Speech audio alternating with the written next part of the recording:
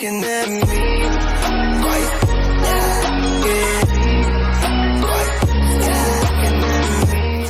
Hello, true believers. How are you doing today? It's your friendly neighborhood reactor man, aka Mighty, or just MA for short, but I'm doing all right. So last night I got a chance to see Spider-Man No Way Home, and as a Spidey fan, I love it.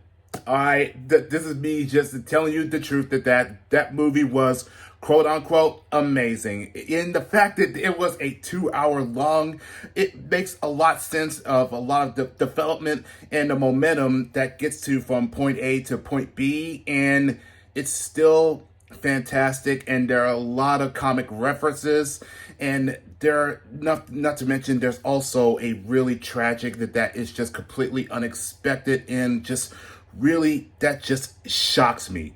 So it's been a long time that I ever done these when it comes to make a movie review, and the fact that I'm such a little shy and having a hard time to express of what I feel.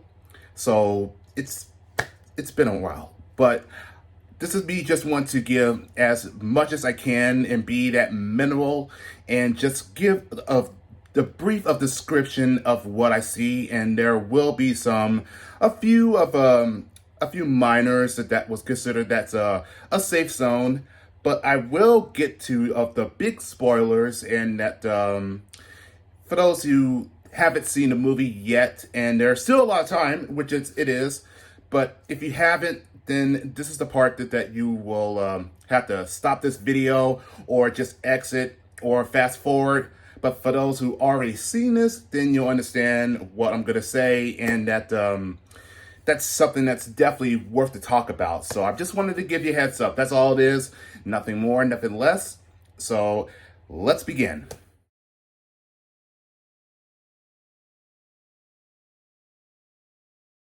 So let's see. Let's talk about the plot that we already know right off the bat. This takes place right at the end of Far From Home, where Quentin Beck, aka Mysterio, exposed Spider-Man's identity to the entire world, including New York. It didn't take that long. That word got out real fast, like a plague. That just instantly turned Peter's world upside down, and that it's just dragging not only to him but others that he cares the most, like MJ, Ned, Aunt May, and Happy. It just really wear him down, and becoming as a pariah, being accused of the crime that he didn't commit, when that footage was all edited, that was by none other than Beck and the Tinkerer, which that he handed anonymously to Jonah Jameson. And the craziest about this, that he was never heard of ever since. We all remember him, that was back in London, and he went underground. So as far as my concern is that he still remained hidden from everyone. So that's really just insane. And I hate to say it, but it was pretty clever to get back at Peter for as a way of Beck's final last laugh. But anyways, but luckily that the charges were dropped, and yet Peter is now as a local celebrity, and just I guess that basically that the pressure is really onto him so much, and just having a lot of students taking pictures of him, recording him wherever he goes, and this is not what he wanted it.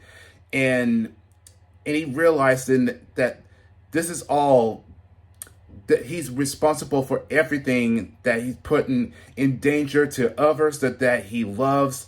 And the only way of the solution to fix all of this is by seeking the help of Dr. Stephen Strange. And given of the situation that he is in, that he is willing to help Peter out by creating a spell that would erase people's memories of Peter Parker as Spider-Man. And this is the part right there that things got a little hazy, that Peter had a second thoughts about this, and realizing that what about MJ? What about Aunt May? And so much talking and just instantly just on and on that just really broke Strange concentration. And when he's just, in the middle of the spell, and that just instantly that it just create a spark that would be a disastrous. Now, it may think that it didn't happen, but something else that just may have slipped their way into the MCU, and these are the iconic villains from another dimension, or in this case, in the previous Spider-Man films, which is they are Dr. Octopus, Green Goblin, the Lizard, Electro, and Sandman, all together in the MCU, and this means this is not good. So it's up to Spidey to round up all the villains and to send them back to where they belong. But this is the part that things are gonna be that may have cause of a revelation, and that one little mistake that could lead to that will be a dire of consequences for actions that will draw to it. So that's what's going on. So now I will talk about a few little minor things, which I like to call it as the safe zone, and that we'll get to the real nitty gritty and later on afterwards. So let's talk about the minor things. That is what's already mentioned through the trailers, TV spots, and that we already know that's from rumors and speculations. So let's talk. There was that one scene that the rumors and speculating that a certain actor that is going to be reprising of the character that we all remember from Netflix, such as Daredevil, Matt Murdock, that's played by Charlie Cox. Well, that rumor became true.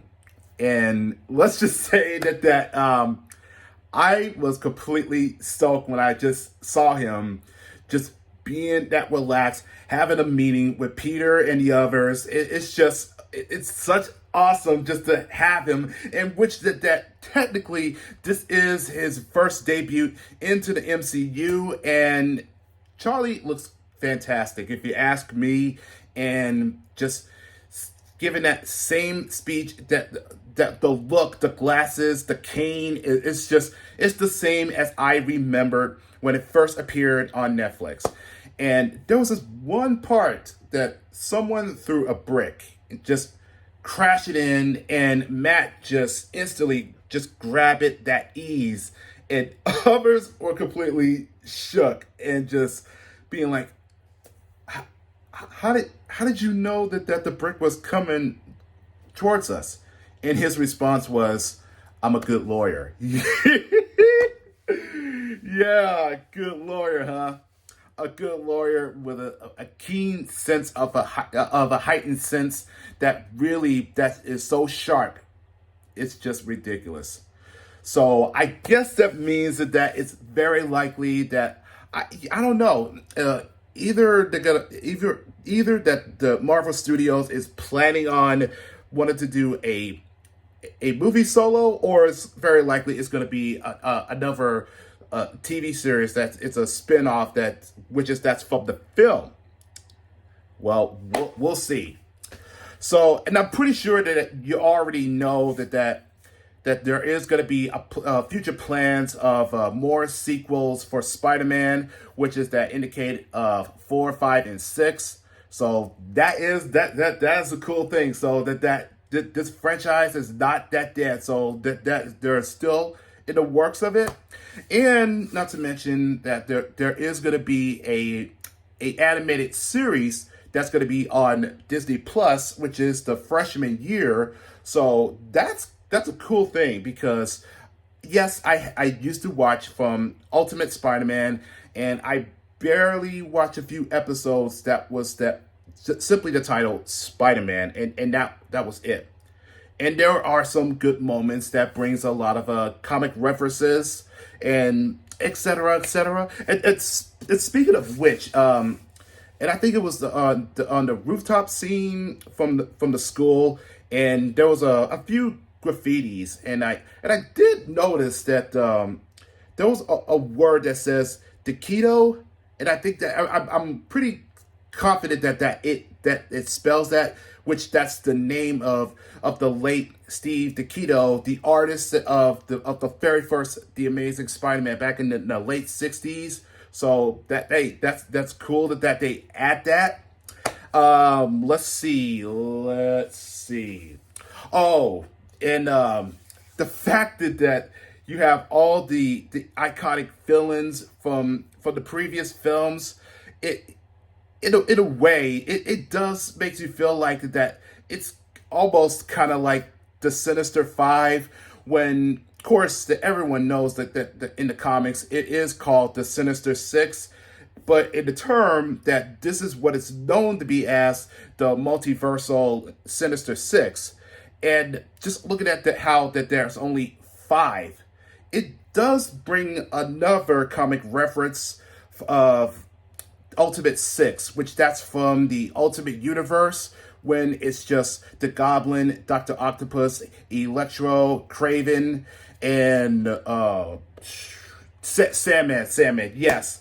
When Goblin is trying to recruit Spider-Man to be part of the Six by blackmailing him, and start with the idle threat that he will kill to all the people that he loved. That was a long time ago. I used to own it and read through page by page, and that is some deep stuff going on. Let's see. Trying to think. I mean, the fact that it was a very long movie and so much going on, it's just really iconic about that. And speaking of iconic, you know that from the Hawkeye series, and that there's this theater play Rogers. Yeah, did y'all notice that they actually placed that from the very first of the runaway scene, and not to mention that they actually they're doing the construction work of adding a shield, Captain America shield, on the Statue of Liberty, just to add that as a replacement. I mean, that's pretty cool that the Liberty would have owning a shield, but still, it's kind of crazy though, and everything that happened at the end of Endgame, and it's just, it's still pretty deep when you think about it. And and the last time we seen Jamie Foxx playing as Max Dillon, he was all nerd and very with the beady glasses, and from the moment that he fell into the vast of electric eels and being absorbed so much through the body. And here in the MCU, we get to see that he's all cleaned up and like a whole different person. But it is still the same Max Dillon, and that he's now more has to feel that he could sense all electrical energy, and being in the MCU that he find it very fascinating, and felt the source of the energy that he's never been that being so drawn to it. And how about the fact that I seen a lot of toy merch where that the Spidey would have a black and gold. Well, it turns out that when his suit was completely all covered in nothing but green paint. And that and here's another thing that I also like to mention, again with the Hawkeye, where Clint was drinking a coffee mug, and it says Thanos was right. In a nutshell, it does also another reference from the comics, which is that's an Uncanny X-Men, where that says Cyclops was right about pretty much everything that happened between Avengers versus X-Men, and that started to of a revolutionary of a dysfunctional team, which is that's the start of Uncanny X-Men, and now is doing the same thing that says Mysterio was right. Crazy, right? I know. So, anyways, it's just that the suit is actually is he somehow must have just turn the suit inside out. So that would explain a little bit why his suit is quote unquote black and gold. But you can also see there's a lot of wires that is sticking out, and he just duct taped the phone in the middle of swinging through the power lines. Yeah. But I will say that it is nice to see all the familiar faces like Thomas Hayden Church as Flint Marco, Ray's. I apologize if I don't remember his last name. The British actor who played Kurt Connors, and of course William Defoe. I mean, he does look great, and just seeing that performance as the Goblin, it's really never ceased to amaze me how terrifying and disturbing he was when the first movie that came out. And of course, Alfred Molina, great as always, and still being as a demented and egotistic, and of course that the mechanical arms is still talking to him when the fact that the chip was still damaged not too long ago. And that's the thing about that. They all have their memories, and ever since they got transported to this universe, their memories are now completely blank. Like that's it. Like it's like a little of a stop sign just appeared out of nowhere, and it just simply just stops. That's messed up.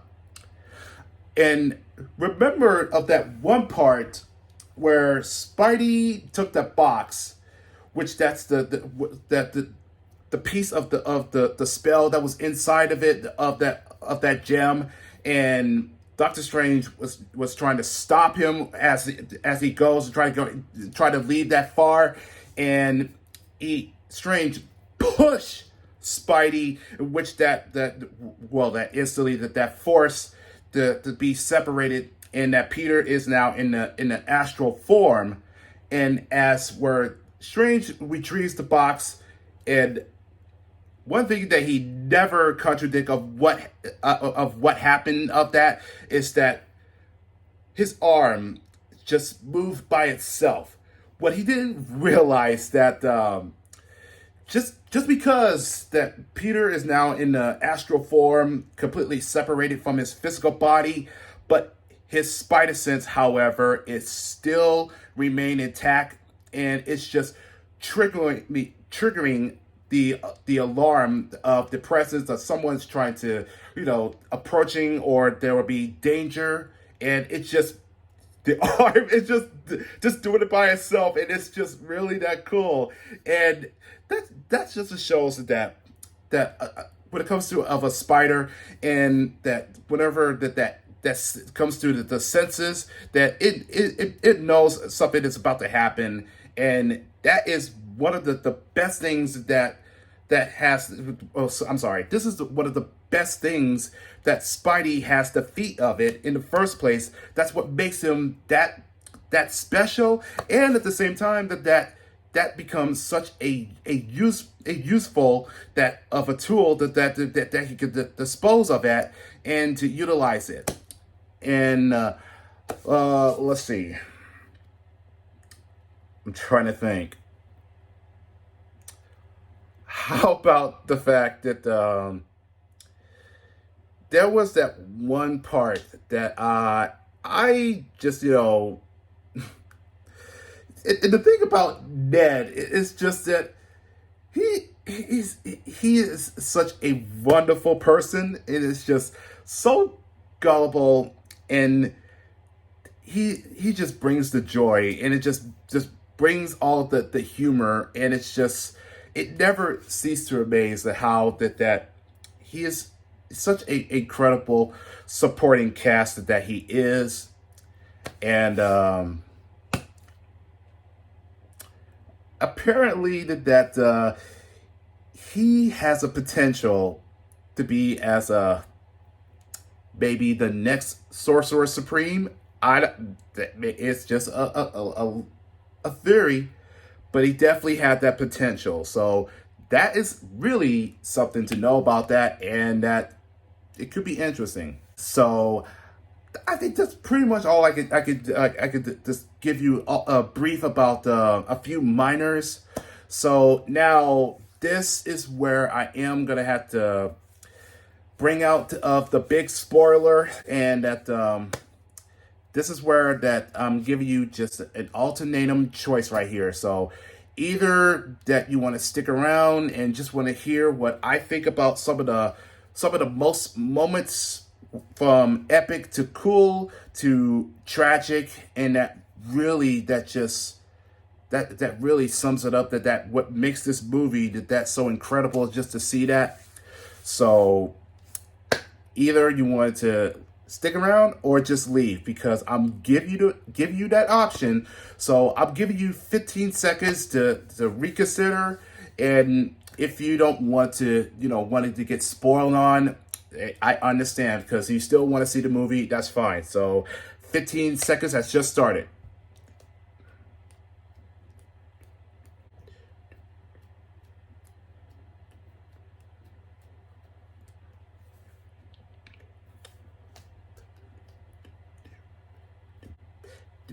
Boom, boom. Time's up. So don't say that I warned you, because I warned you. I'm not that surprised that that was Norman Osborn. I mean, who else is wearing the goblin suit? It's so obvious that it's clearly that he is back from the dead. And, I don't think they never explained how that he came back, because, yes, in the first movie, that he was killed and got his old glider, got impaled to the chest, and that was it. He was dead. So I don't know if it was the spell that revived him and being transported to the MCU, or what. It's still unclear exactly how is that he's alive. That's one of the mysteries things in movie history. It's just unclear. Oh, and the arc reactor that it's attached to Max. It started to make sense of how that he got it, and which is that Peter had wanted to think this through, and because all the villains that were all killed by Spider-Man, well, an unfortunate death by their own doing, is the reason that they still exist, and that Strange is want to take them back, and because it is fate. They fought Spider-Man, and they are destined to die, and maybe that is the cruel thing, and that's what Peter had a second thought about this, of where that what if they could be changed? What if they could give it a second chance? And I can understand where Peter's going with this, and that wanted to do the right thing, and sometimes it's a human thing to just to think about this and think this thoroughly. Well, he did save Octavius, which that used to it was oh my god, I forgot what it is, but it is a Stark Tech, in that he was able to solve the answer to Otto's problem, and that reactivated of a chip that actually that was now that reactivated of the arms, and all the thoughts is completely gone, and that Octavius is now in more control of himself, controlling the arms, and he was relieved that he could think this through clearly. And by the way, back at the bridge scene, in where that Otto almost was that close to to stab Peter, but luckily it was because the suit is made of nanotech, and that it fused the arms that gave a little bit of an upgrade, and now that the arms give it back to him. And this is the part where Peter's spider sense gave it a really such an intense feeling that something is wrong in this room, and that's obviously the goblin, who's in the driver's seat in the mind of Osborn, was just scheming, manipulating, and those words actually that give encouragement from Max, Marco, in that it's just, well, it was gonna be a fallout. It was gonna happen because it was gonna escalate either way. And the fight, I mean, Jesus Christ, I mean, the goblin was all nothing but savagery. It's just completely just beating the brakes out of Peter and just crumbling down. And the lizard did say that there would be consequences, and he was right. And this is literally on Peter, and that's just really just sinking in. And in that one moment on the first floor, and that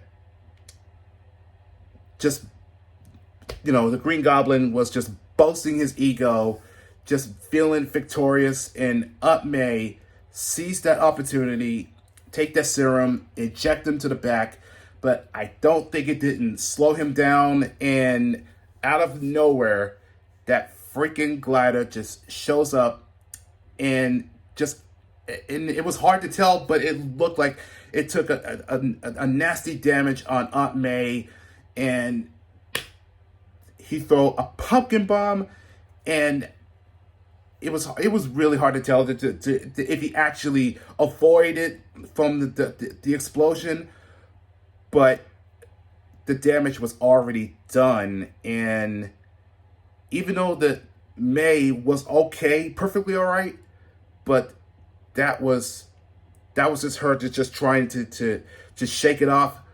But I think that she was injured, and to make it worse, that she was bleeding all over, and she's losing a lot of blood, and that instantly that tells me that Aunt May got killed off. And just thinking about this, it's becoming like an Insomniac Spider-Man game all over. And if you remember when I was playing that game on stream, I think it was like a year back or so, and seeing her lying in a bed, and that really shocked me when all I hear is nothing but a silent beep of it, and that was the end of her. And I just can't believe they do this to her like that. But Marisa did a wonderful performance, and that really just blew my mind, and that just also that hurt me from the inside, that this was the end for her. And looking at this situation, that got even worse for Peter, and that first Uncle Ben and now Aunt May, and that he's all alone, and that really just breaks my heart just to see him in the condition that he's in, and that. But that's where things comes completely unexpected, and the fact that Ned still has the ring, and without realizing that he just did a half circle counterclockwise, and said that I wish that Peter Parker was here, and did it like 3 times, and that created that opens another dimension, and that we see Peter, but not the Peter that they were hoping for, but this is Peter Parker from the Amazing Spider-Man world, which is played by Andrew Garfield. Nice to see him back in the tights, and also another Peter Parker, which is the older and the wiser Peter Parker from the first Spider-Man movie, Tobey Maguire, and it's nice to just to see him, and honestly, he looks great. I don't know how old he is, but he looks amazing, and he looks in a great shape, and I just it was nothing but a silent of the tears of joy that just seeing those two other Spider-Mans in this MCU it just it finally happened. This was the Spider-Verse that we want to see in a live adaptation to this film, and this is a good chance for a chance to have a talk with the Peter Parker of the MCU to understand that he is still grieving of the loss, and it is this is a very unique and an awesome experimentation of having three versions of Spider-Man, which is that Tom Holland of this universe, Tobey Maguire, the very first Spider-Man, and the Amazing Spider-Man by Andrew Garfield. It's just this is a fan service that we get to see, and you know the fact that throughout the interviews and the conversations, they're saying that are you in the Spider-Man No Way Home, and they like I don't know what you're talking about, but they did a good job trying to keep it under the dark, under the radar, just wanted to keep it to themselves. They just didn't want to, didn't want to spoil to all the fans out there, because there's no way that we could have known about that.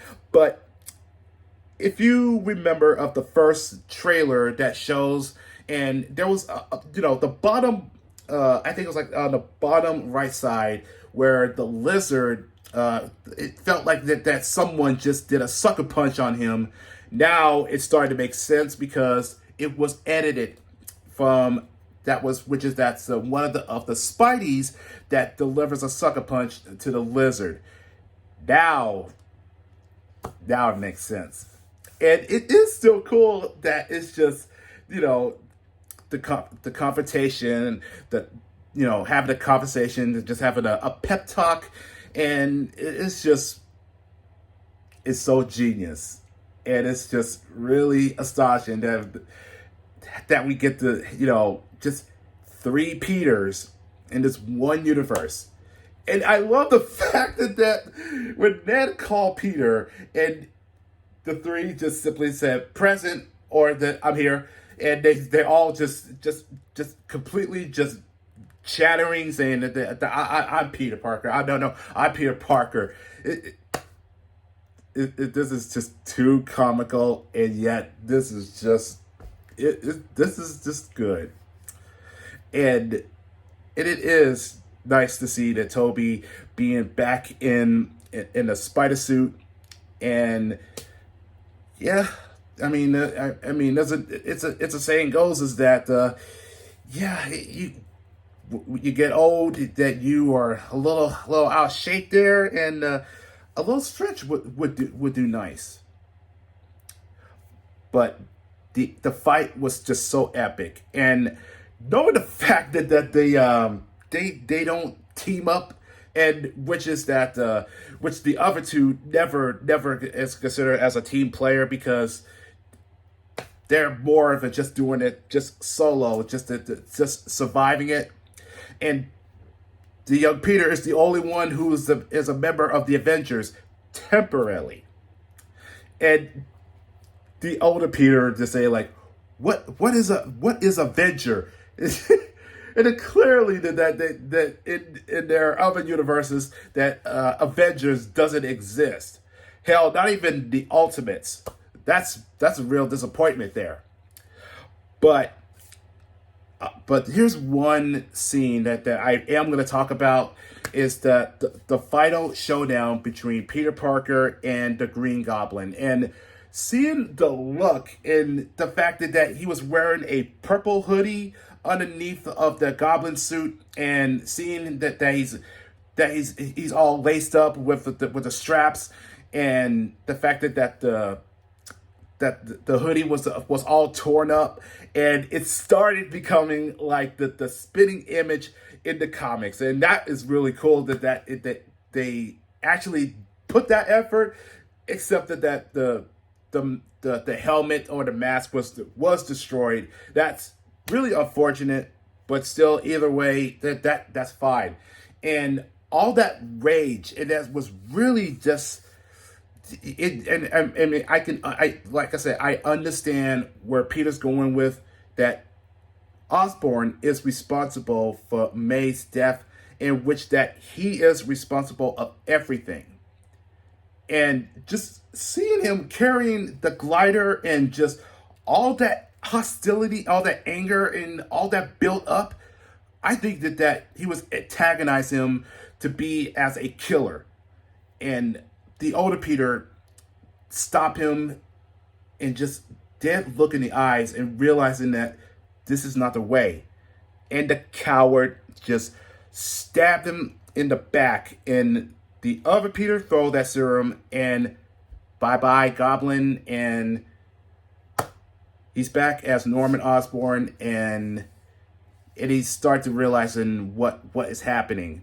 And thank goodness Doctor Strange is here, and even though that he is pretty pissed off, but at least now he realizing that Peter is cleaning up the mess with a little help, but it's time that all this must go back. Everything go back to the way it was, and it just right now the situation got even worse, because now the universe is collapsing.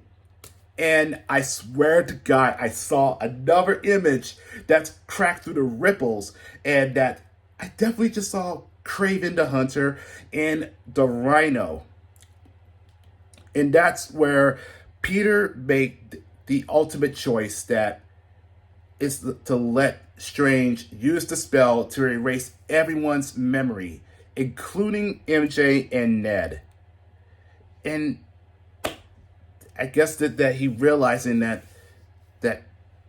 all this is happening, and that he couldn't live up of the responsibility, and of course that the famous words will now be forever, that will the bear as, with great power comes great responsibility.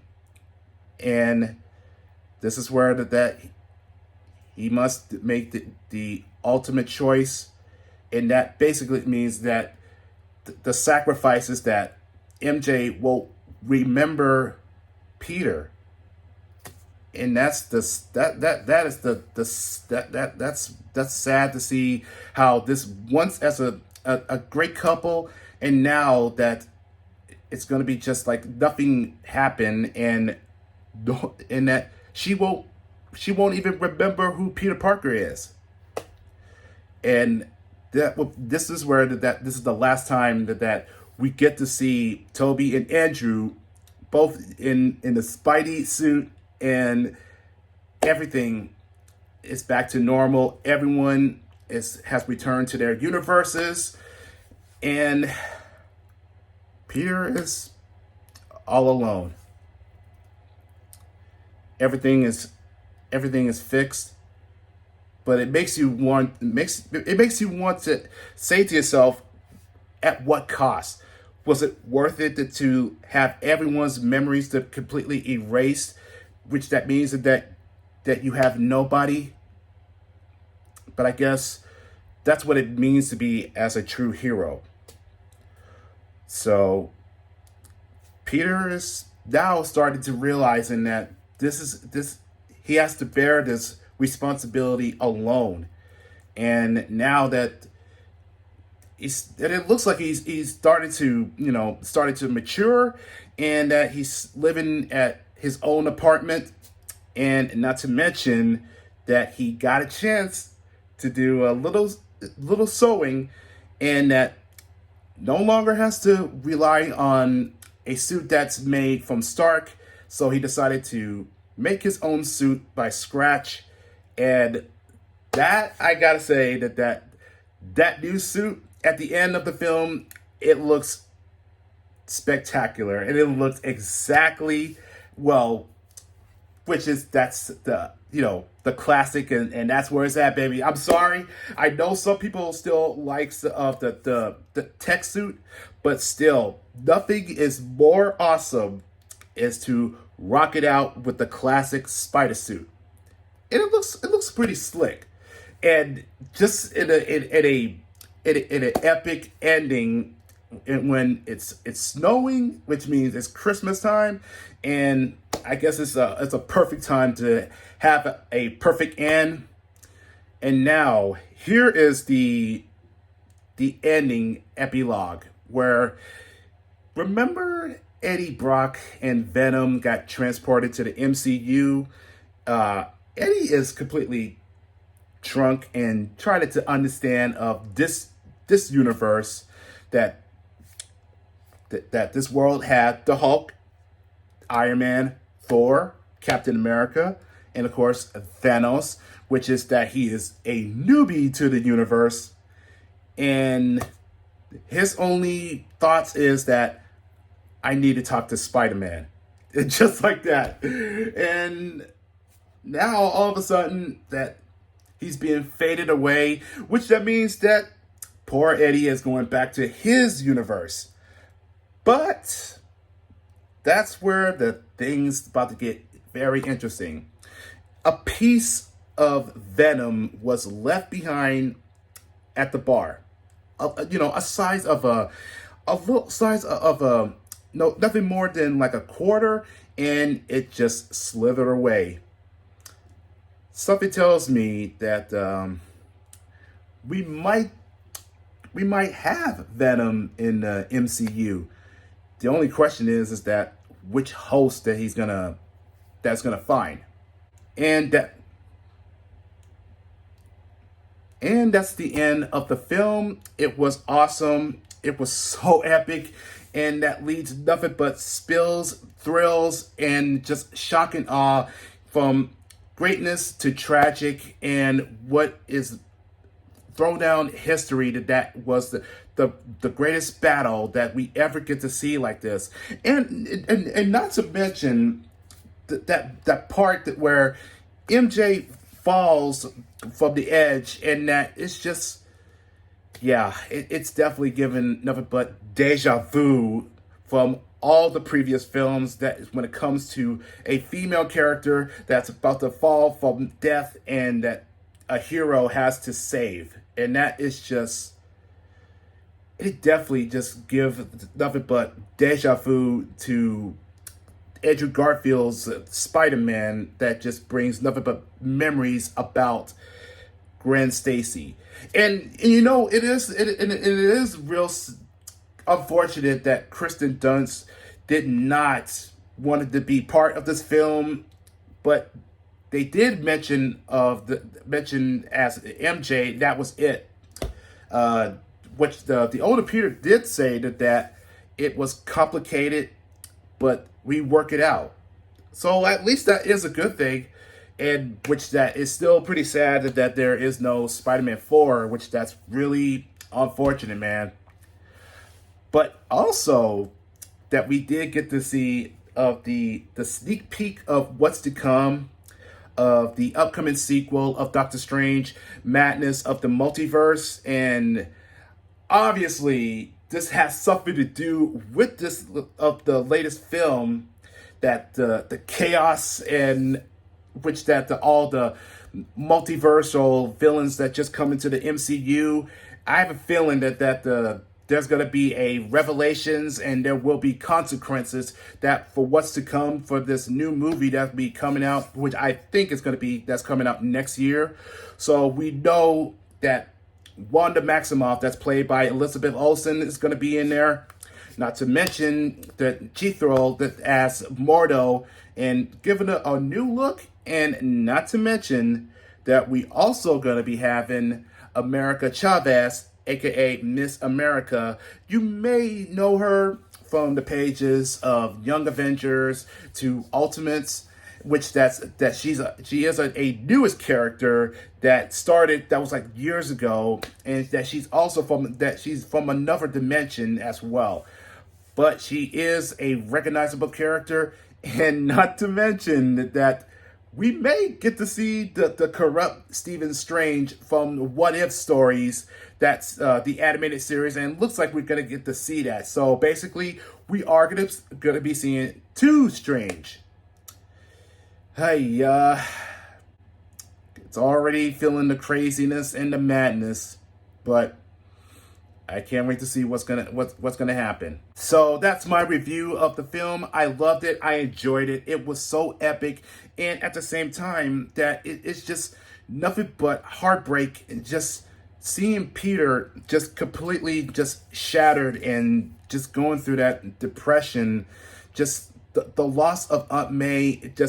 It's nothing but bringing sad memories. The day that his uncle passed away as well, because selfishness and just didn't do the right thing, and it's just really it just hurts me deeply in that in a strange way, that I wanted to give Peter a hug, just to hug it out and let it all out.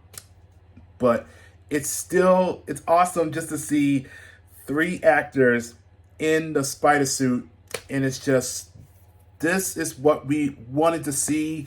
And that seeing of adaptation of a reference to the Spider-Verse, and it's still just that awesome. Now, personally, I would love to see other iterations of Spider-Man from different realities that would make in the live film. I know one person that I would like to see, if they could actually bring Miles Morales. I think this would be legendary just to see that. This is gonna be weird, but how about Spider-Ham? No? Well, it is just a thought about it, but I would like to see others, such as like Ghost Spider, Spider-Man 2099. Well, we already got that, which that's going to be for the Across to the Spider-Verse, the sequel that's also going to be coming out as well. So I know that I'm happy about that. But what did you think of the movie, and what are your thoughts about that? And what are some of your favorite moments of that film as well? So I would like to hear your thoughts about that. But as usual, I am going to have to sign off, but there are a lot of stuff I am going to be working on. So I will get back on the reactions. But until then, don't forget to smash those likes if you are a Spidey fan. And if you do, and also leave the comments down below, and I will catch y'all in the next video. So take care, guys, and be safe.